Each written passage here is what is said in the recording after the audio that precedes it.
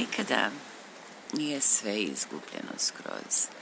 Uvek može još nešto da se uradi. Kada mislite da je teško, da je kraj, uvek može nešto da se učini. U nekom trenutku nešto izgleda nemoguće i strašno. Vreme neke stvari učini da izgledaju tako, a neke druge pak učini da izgleda lako, da može lako da se nađe rešenje. Naše iskustva to uvek pričam.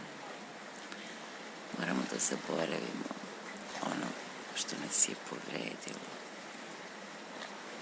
Ali ne smemo da zaboravimo ono čemu nas je to naučilo.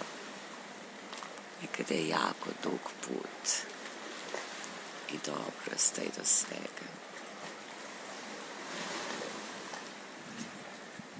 Nemam pojma što sam htjela da kažem, nešto tako sedim.